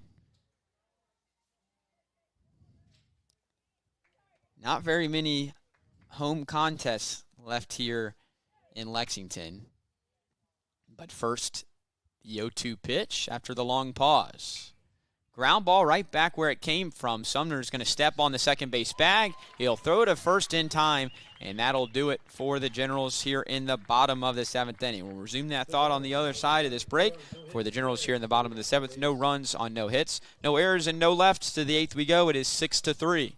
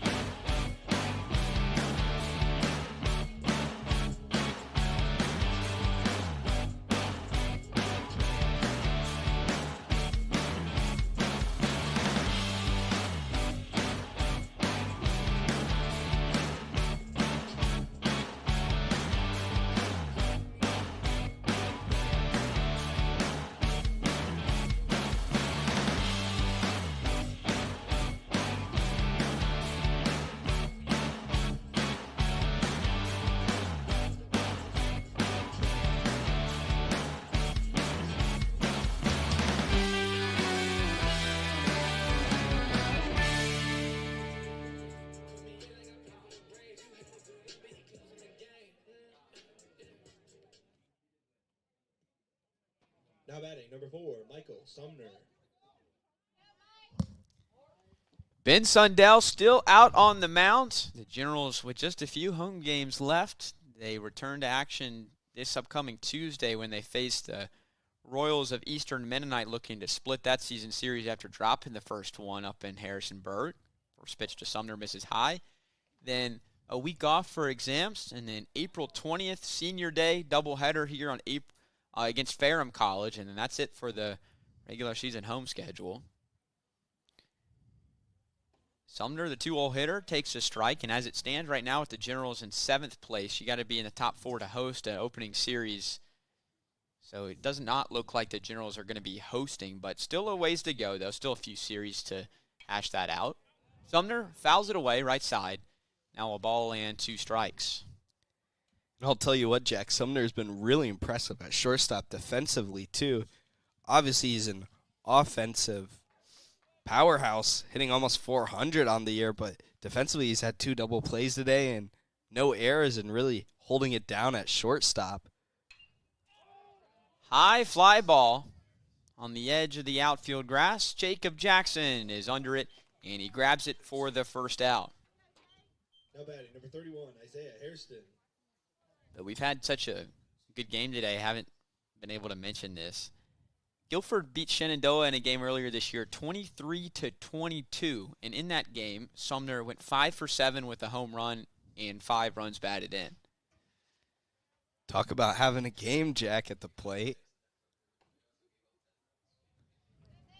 First pitch to Hairston misses outside. Well, and the interesting thing was in game 1 of that doubleheader, Guilford lost 4-1 in 13 innings, and only 1 run in that game that they allowed was earned. So for a team that has a staff ERA of just about 8 this year, you held the number 1 team in the country at the time to 1 earned run over 13 innings, and then you gave up 22, but then scored 23 in the second game after being held to just 1 run in game 1. Guess that's what happened. He's probably using their better pitchers in leg 1 of the game, figuring it was close, trying to give them a run for their money, but then Shenandoah too. And Guilford with the bats they have are just really unstoppable at the plate, even though Sundell and Blair have really been able to limit them today. Hairston takes a strike down the middle. He's taken all the way there in the 3-0 strike count. A lefty-lefty matchup. And Hairston will work himself a walk. Now batting, number 21, Aaron Williams. Here is Williams to the plate with the runner on first. But anyway, how that 23-22 game happened. So Guilford got ahead 10-0 after 2 innings after scoring 7 in the bottom of the second. And then they really added insult to injury with an 11 spot in the bottom of the 5th inning. So they ended up taking a 23-6 lead into the 6th inning. And Shenandoah ended up scoring a lot of runs after that, 16 unanswered. As Ramsour's camping under this fly ball, the wind is playing tricks with it, but he's able to grab it for the second out as Hairston will retreat back to first. So anyway, they take that 23-6 lead into the 6th inning. Shenandoah scores 5 in the 6th, 2 in the top of the 8th. So they got a little bit working. They scored 9 in the top of the 9th, but Guilford's able to slam the door and win that game 23-22. The teams combined for 38 hits in that game. Here is Chase Wade. He looks at strike 1. I mean, if that's not some ode action, I don't know. I don't know what to tell you. Yeah, that must have been a fun game to be at, especially two legs of a doubleheader. You get best of really both worlds. 1 earned run through 13 innings against, at the time, the number 1 team in the nation, and then all of a sudden you get 55 combined runs in leg 2 of the doubleheader. So seeing it all, if you love good pitching, perfect for you. Strike 3 called. Ben Sundell with 2 dominant innings out of the bullpen. And at the end of 7.5, it is 6-3 Washington in lead for the Quakers in the inning. No runs, no hits, no errors, and 1 left. Time to go to the bottom of the 8th.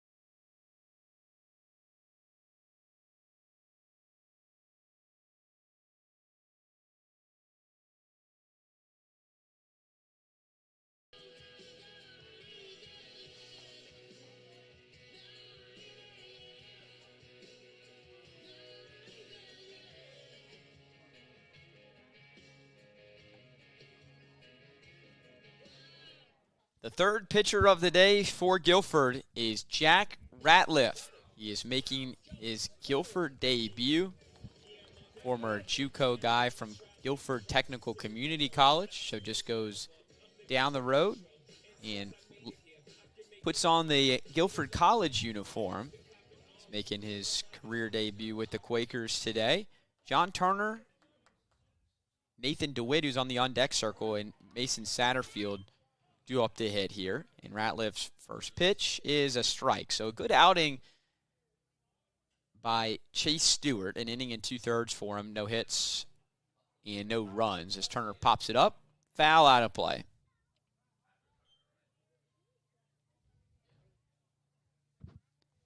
So on the other side, how about Ben Sundell? 2 scoreless innings out of the bullpen, just about 48 hours after throwing 3 2/3 innings against Shenandoah on the road. Turner reaches out, pokes it, shallow center field. Coming on is Bowles. Coming out is the second baseman, George. None of them can make the grab. It is a single in no man's land for John Turner. John Turner's really doing it all today. Sacrifice fly, been solid out in left field, and then there, just blooping it into the no man's land. And with the wind, that's just a tough play for Guilford. Kind of no man's ball either. Got right field coming in, center field coming in, and the second baseman running out. It's one of those plays you don't want to collide and just kind of trying to track the ball in the wind. First pitch to Nathan DeWitt, and it is a foul ball. He was unable to get his bat out of the way at a pitch that came sailing for his head. So that'll be a wake-up call for the first year in the first pitch he sees today. This is the 4th person that has appeared in this 7-hole spot. Keener started at DH, was lifted for Jonathan French, a pinch runner, who was then pinch hit for Mike Carpenter, and now DeWitt in this spot here in the bottom of the 8th. He squares around, shows bunt, pulls it back, and takes strike 2. Good breaking ball from Ratliff. DeWitt has been a solid two-way player for the Generals in his first year. He did .273 on the year, but also picked up a win on the mound against Randolph-Macon, who's first in the conference. He'll shorten up here with 2 strikes. Runner goes. The pitch is high and out. The throw down to second. Turner gets under the tag. A stolen base for John Turner.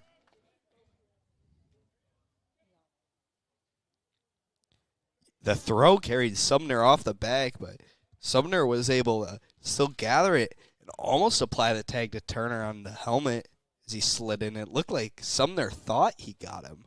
Is it a little bit of disbelief over Turner being safe? But it seemed that Turner was in for the slide. DeWitt pops one up on the infield. Sumner's going to camp under it and grab it for the first out. The Generals have swiped 4 bags today. Season total up to 64. Here's Mason Satterfield.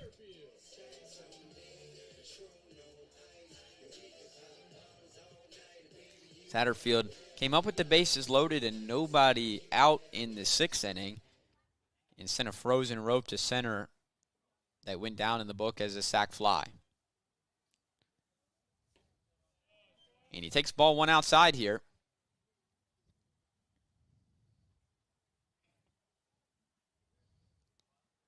The Quakers are going to have Burrow, George, and Bowles closer to that bottom side of the lineup due up in the top of the 9th.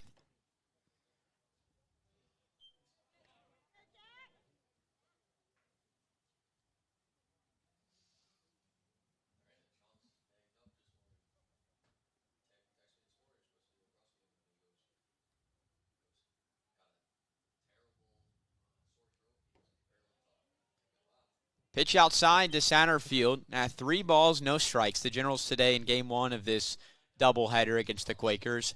6 runs on 10 hits and no errors. The Quakers have 3 runs on 7 hits, and they've committed 1 error themselves. A matchup between 2 teams who have been pretty equal in the recent series history. Satterfield squares around a bunt, pulls it back, and will take ball 4. Now 2 runners on with 1 out.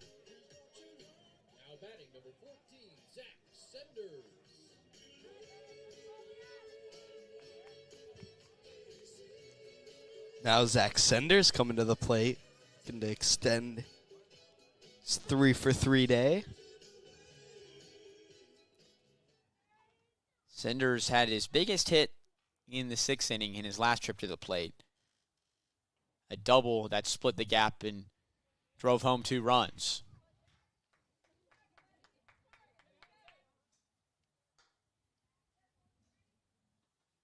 Two runners on here with 1 out in the inning. Nobody warming up in the pen, so this might be Sundell's game to finish. And that fastball from Ratliff misses just a shade outside.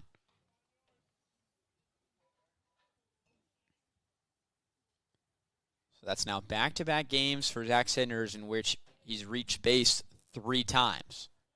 3 walks versus Shenandoah, 3 hits here today. And he bloops one right field. And Dark is going to have to actually retreat a little bit to make the grab. Turner's going to go from second to third. That'll be the second out. So now runners on the corners with 2 gone.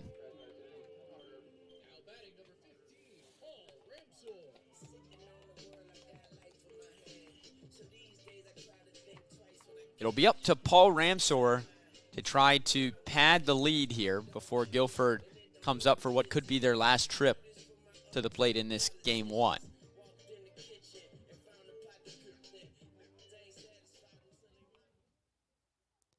Aaron Williams behind the plate calling out the first and third signs. Randolph making up 5-3 in Ashland over Bridgewater in what may be the matchup of the weekend. 2 strong teams. Ramsor, bloop, left field. Burrow coming on. He's not going to get it. It'll fall in front of him. Paul Ramsor has himself an RBI single, scoring Turner. It is 7-3.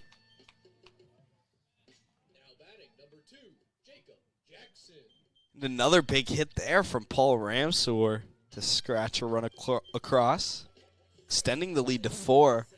Now if you're Ted White heading into the top of the 9th with Guilford coming up, do you use Ben Sundell? Especially with all the work he's had. He's been good. You know he can get outs. It's just, do you want to put him in the way of the wear and tear that the last week or so has had on his arm? Schedule will start getting lighter for the Generals after today. You got the Tuesday midweek game, then you don't play for 11 days waiting for the exams to wrap up. High and tight. Certainly would be nice for Ted White, though, if he can squeeze an inning out of Sundell to keep all his arms ready for leg 2 of the doubleheader today.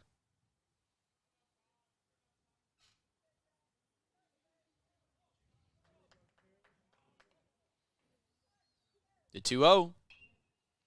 Jackson reaches out, punches it foul to the right side of the right field chalk. Jackson is hitless today. He does have a sac bunt, which came in the 3rd inning.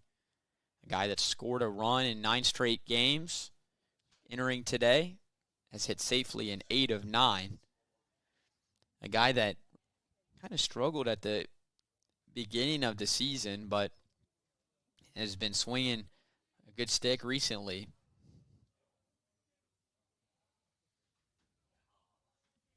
Two one. Outside, a hitter's count now for the senior.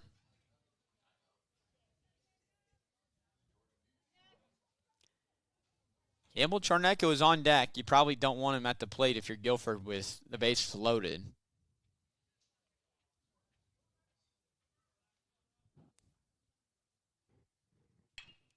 Ground ball past the dive of Wade at third and into left field. Satterfield hits the bag, comes home and scores.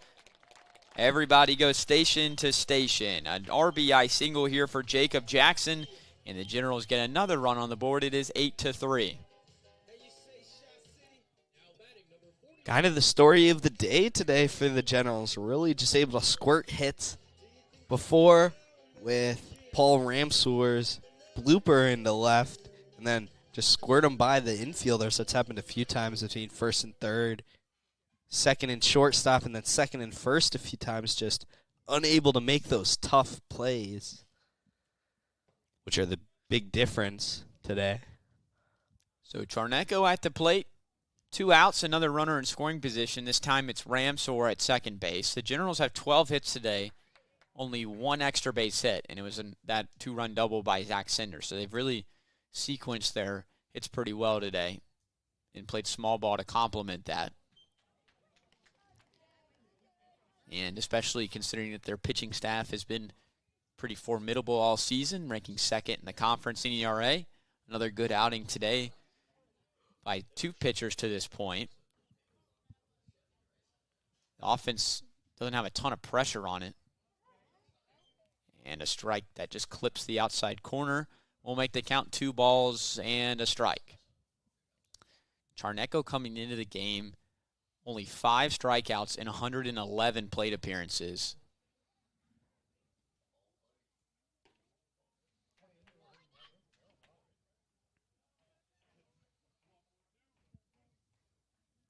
He's one of the best power hitters in the conference. Slugging percentage just short of 600. And he also really doesn't strike out. Bloop shot left field. It'll fall in front of Burrows. The Generals are dinking and dunking the Quakers to death here in the bottom of the 8th. Ramsor will come around and score. An RBI single this time for Charneco. It's 3 straight RBI singles for the Generals. A crooked number here. It is 9-3. Just another softly hit ball into left field that falls in front of Guilford and just able to dink and dunk, like you said. The small ball stuff working out for the Generals, able to put up 9 runs despite playing quote-unquote small ball. Everything's working for him here in the bottom of the 8th. So Zach Booker's going to make a change on the mound with 2 outs in the bottom of the 8th. We'll step aside and tell you about the Quakers' new arm, Reese Baker, on the other side of the break.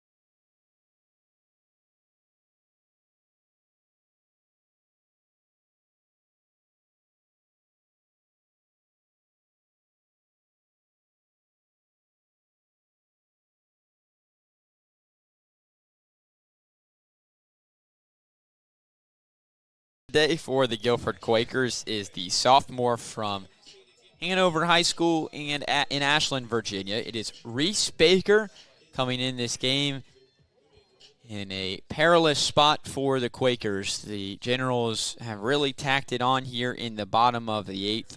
4 singles, 3 runs. Drew Larson at the plate is the 8th batter to come to the batter's box this inning. It is a 9-3 advantage for Washington and Lee. First pitch to Drew Larson, a curveball that nicks the outside corner for strike 1. Last appearance for Baker was on March 24th, a Sunday. 1 inning pitched, no walks, 1 strikeout, no hits, and no runs. This is appearance number 8 for him. Fly ball left center field. Burrow ranging over. He'll get this one.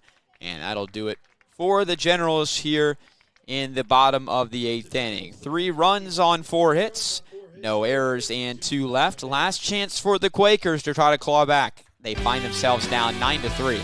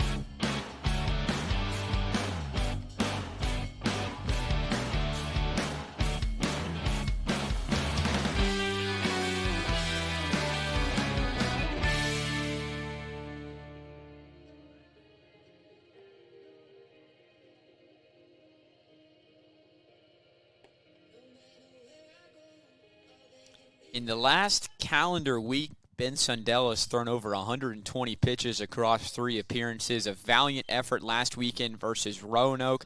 On Thursday, picked up a 3 2/3 inning save, allowing no runs. And here, coming out for his 3rd inning of work today, even though the Generals are up 6, this is a save situation if he closes out this game. A pinch hitter for Guilford as we go to the top of the 9th. Adam Anderson pinch hitting for Jordan Burrow. And a first pitch, big swing in the left-handed batter's box for strike 1. 1 for 3 day for Burrow, the left fielder, before he is relieved. And Anderson shoots a fly ball to right field, while Paul Ramsor will not have to move much. He has it for out number 1.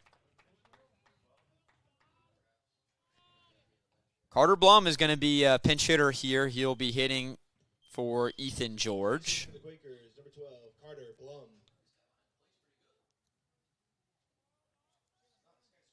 Blum, a junior from North Carolina. And he fouls that one back to the screen.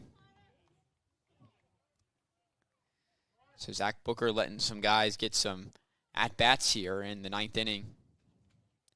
Now 2 batters, 2 pinch hitters. Slashed foul into the Generals bullpen. Nobody warming up down there. It's Sundell's game to take.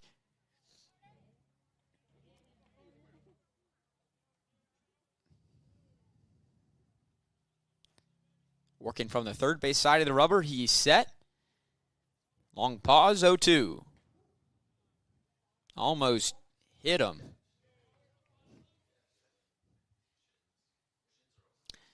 Got another scheduled pinch hitter on deck. Cameron Godby has grabbed a bat. Now the 1-2. High fly ball to right. Ramsor with some heavy usage here in the 9th inning will sidestep Jacob Jackson and make the catch for the 2nd out. Pinch hitting for the Quakers, number 1, Cameron Godby. So Godby will be the last hope for the Quakers. These teams in their weekend series against each other in the last 2 seasons have split their doubleheaders. The Generals might get game 1 here. A slow roller to second. Jackson up with it, and that's your ball game.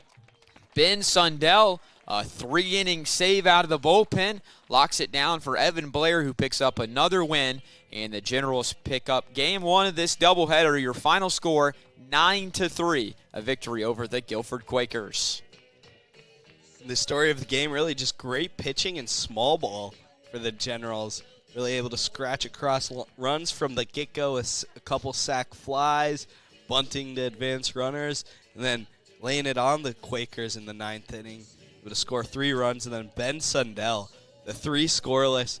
How about his last 3 outings over the last week? 9 scoreless innings out of the bullpen, really showing why he's one of the Generals' top relievers. I'd say that'll make a good case for ODAC Pitcher of the Week. Hey, but that's just me. We're going to wrap things up here from Lexington today with my broadcast partner, Caden Buss. I'm Jack Hunter. The Generals win 9-3. They do it on 13 hits, no errors. Guilford 3 runs, 7 hits, 1 error. Evan Blair gets the win. Ben Sundell gets the save. Resigliano for the Quakers gets the loss. 5 1/3 innings, 6 earned runs. Make sure to stay tuned as Ryan Connell and Caden Buss will take you through Game 2 here from Lexington. But I'm Jack Hunter saying so long here from Captain Dick Smith Field. The Generals get over 500 and help themselves out in the conference standings with a big 9-3 win over Guilford. Good afternoon, everybody.